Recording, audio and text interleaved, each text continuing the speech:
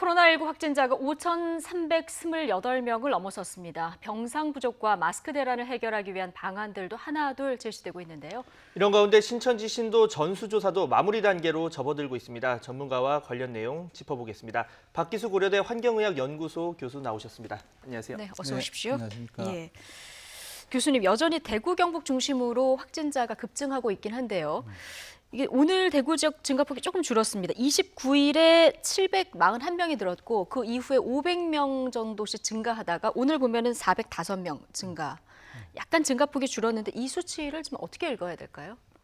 뭐 숫자가 막 절반으로 떨어진 게 아니기 때문에 일단 뭐 지금 400명, 500명 왔다 갔다 해서 뭐 이거 하나 보고 딱 얘기하기는 좀 어려운데요. 예. 다만 지금 이제 기본적으로 신천지 그 교인들 이분들의 확진자 수가 좀 줄어들고 대구 시민은 이렇게 늘어나는 지금 그런 그래프가 있습니다. 예. 그러니까 이제 이게 추세선으로 갈지 어떨지는 모르겠으나 기본적으로 이제 신천지에 대한 조사가 어느 정도 마무리됐기 때문에 이 숫자는 조금 나오긴 하겠지만 좀 줄 거고 이제 지금 문제가 그래서 정부 당국에서 대구 시민들을 빨리 조사해서 이게 예. 이제 신천지에 있던 그 바이러스가 대구 시민한테 옮겨지는 상황이 이제 현실로 나타나고 있다.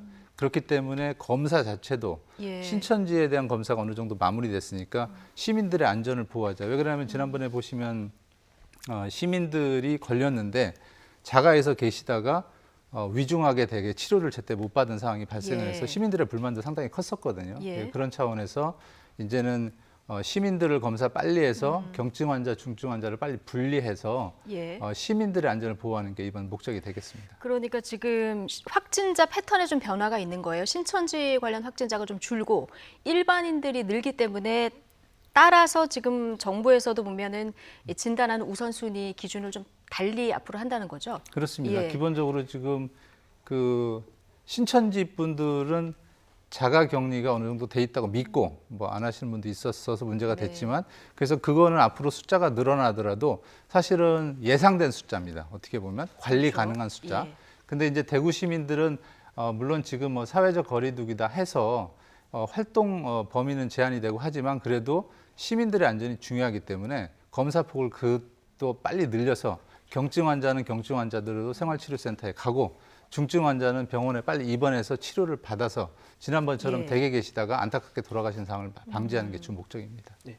지금 뭐 확진자 한 90% 정도가 대구 경북 지역에 이제 몰려 있는데 지금 사실 처음에 가장 걱정했던 게 다른 지역 아니면 다른 집단의 집단 감염 사례가 나오면 정말 그땐 걷잡을 수 없다 이런 얘기가 저희 2주 전쯤에 이제 얘기가 있었습니다. 지금 대구 지역 첫 집단 감염 사례가 이제 2월 말쯤 하순에 나왔으니까 2주 정도 지났는데 지금 상황 그럼 좀 어떻게 봐야 될까요? 숫자로 우선 보면은요. 네. 대구 신천지 이제 그게 문제가 중요한데 이번에 이제 신천지 조사를 어느 정도 해보니까 대구 지역에서의 신천지 그 관련한 그 유증상자 중에 확진된 이른바 바이러스가 몸에 네. 들어있는 사람이 68% 정도 됐고요. 그다음에 이제 경북 지역은 14.4%, 그다음에 나머지 지역은 1.7%. 그러니까 이게 무슨 얘기냐면 신천지 교인이라도 예. 대구에 있던 거에 대한 거는 확진이 굉장히 많았고 네. 타 지역으로 가면서는 신천지와 관련돼서는 확진이 적다. 이게 그러니까 이제 유증상자 중에서 비율인 거죠. 그렇습니다. 예. 유증상자 중에 확진된 거. 예. 그러니까 이게 어느 정도 예상이 가능한데요. 해석을 해보면 굳이 대구 지역에서의 확진돼서 어느 정도 이제 막아졌다 하는 게 가능하고요. 예.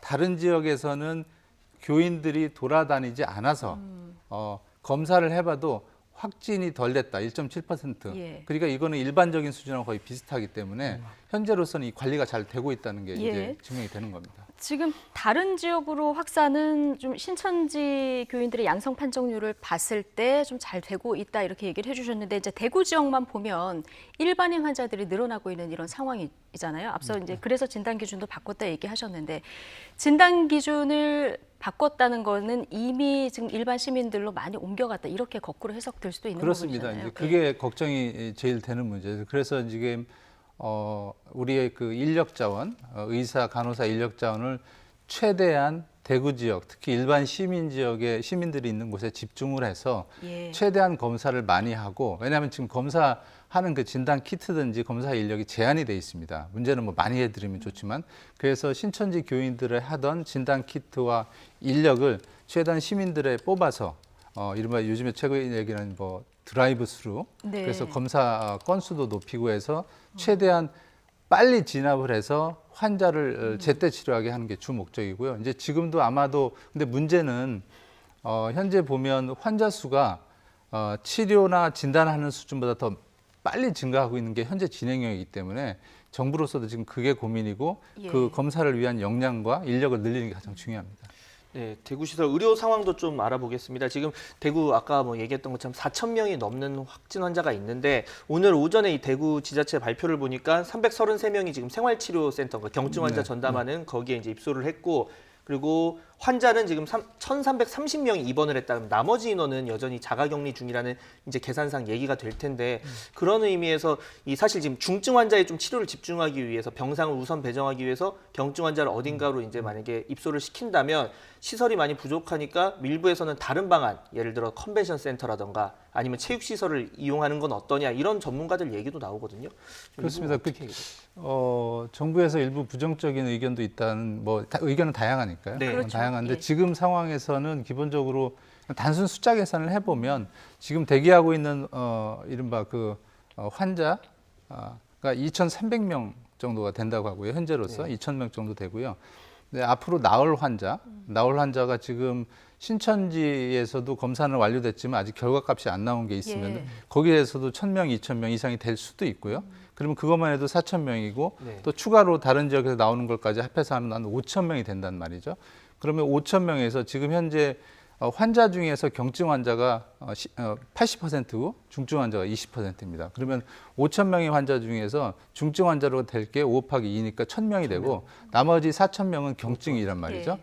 그러면 지금 현재의 그 이른바 캐파에서 지금 어제 정부에서 얘기하는 건 지금 화면에서 보시는 것처럼 2,000명 정도를 수용한다고 하는데, 이건 그 전에에서의 타깃은 2,000명은 되지만 지금 제가 그냥 어바웃으로 계산한 것만 봐도 경증 환자가 4,000명이 된단 말이죠. 네. 그래서 추가로 2,000병상을 연수원에서 과연 조달을 할 수 있는지, 아니면 다른 곳에 가서 그 다른 곳을 땡겨올 수 있는지라고 봤을 때는 추가적으로 항상 정부 당국이라는 게 최악의 상황을 대비를 해야 된다고 치면 연수원으로 다 할 수 있는 능력이 충분히 부족하다면 그런 대규모 시설도 고려는 해서 최대한 의료 자원을 효율적으로 이용해서 환자의 접근성을 높이는 게 예. 가장 중요할 것 같습니다. 대비는 하고 있어야 된다. 그렇습니다. 예. 지금 대구 경북 이외 지역도 좀 보겠습니다. 지금 경산 지역이 많이 느는 거는 대구하고 청도 사이 어떤 지리적 위치 때문에 그렇다는 분석이 많이 나오고, 서울도 지금 100명 정도 확진자가 나온 상황입니다. 처음에 은평 성모병원에서 집단으로 나왔고요. 그다음에 주상복합 건물과 관련해서 좀 확진자가 12명이 나온 케이스가 있어요. 네. 집단 감염이 또 나오는 거 아닌가 좀 걱정이 되긴 하는데요. 이제 우리가 이제 이거는 이제 불로 비교를 하면 네. 그 큰 불이 신천지 관련된 그 큰 불입니다. 그래서 지금 뭐 바이러스가 불이라면 소방수가 가서 열심히 꺼서 지금 이제 어느 정도 불길을 잡히는 상황인 거고요. 근데 문제는 항상 그렇지만 이런 산발적으로 잔불이 불들이 날아가서 잔불이 다시 제때 이게 소화를 하지 않으면 커지는 상황인데, 이런 잔불들은 사실은 예견된 상황입니다. 다만 이 잔불들이 왔을 때 의료 자원이 효율적으로 투입이 돼서 번지지 않게 하는 게 가장 주 목적이고요. 아마도 뭐 지금 현재로서는 12명이 옛날엔 큰 숫자였지만 지금 예. 어떻게 보면 작아진 숫자긴 한데 한번 이건 지켜봐야 될 대목인 것 같습니다. 지금 잔불이라고 이제 표현을 해주셨는데 결국 저희가 이제 이런 사례들을 계속 얘기를 하는 것도 그럼 잔불이 어떻게 하면 안 날까, 이런 걸 이제 주의를 좀 시청자분들한테 이제 환기시키기 위해서 얘기하는 건데, 천안에서는 이 70명 가운데 한 50명 정도가 줌바 댄스라고 하는 그러니까 에어로빅 비슷한 이제 춤을 추는 얘기도 하고 하면서 춤을 추는 좀 격렬한 운동인데, 그 운동 관련해서 한 50명 정도가 이 감염 사례가 이제 발견이 됐어요. 어떤 이유고 또 어떤 점을 좀 시청자분들이 주의해야 할지 얘기를 해주신다면요. 글쎄요, 이게 제가 줌바 댄스가 이게 저도 잘 몰라서 인터넷에도 네. 보고, 우리 앵커님은 아세요? 줌바 댄스가 어떤 저희도 화면으로만 봤는데 굉장히 네. 격렬하게 네, 그렇습니다. 이게 하더라고요.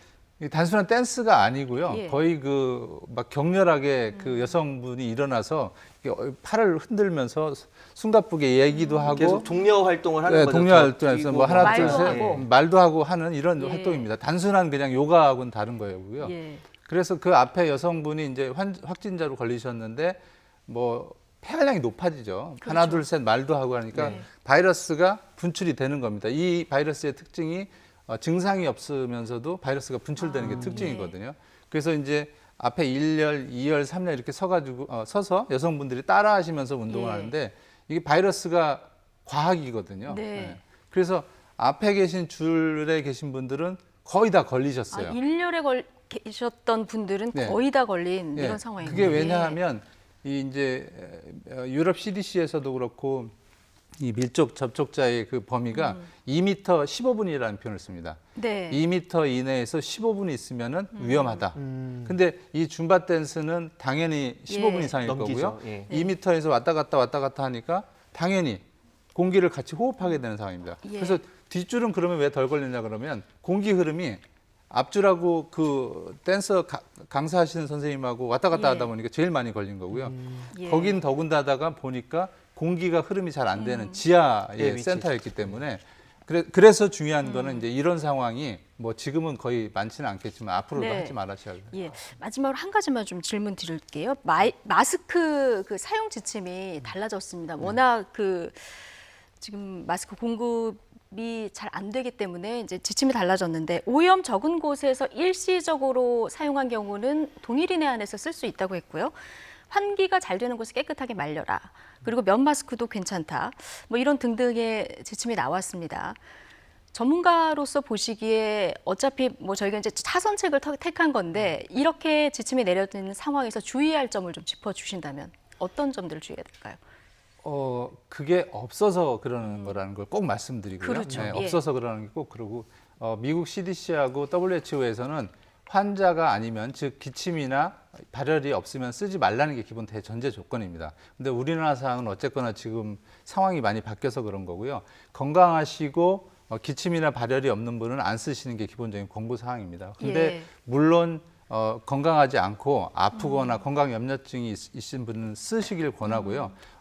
본인이 발열이랑 기침이 없으신 분들은 다시 쓰는 건 괜찮지만 본인이 건강에 염려가 있고 발열이나 기침이 있으신 분은 다시 쓰면 안 됩니다. 아, 그때는 재사용이 안 되는 예, 안 상황. 하시는 게 예. 좋습니다. 그래서 그걸 알겠습니다. 권고를 드리고 예. 싶습니다. 지금 뭐 헤어 드라이어를 이용해서 말리거나 아니면 전자레인지에 돌리거나 뭐 이런 알코올 소독 여러 가지 방법들이 나오는데 여기에 대해서 좀 정확히 무슨 실험 결과가 있는 건 아니죠?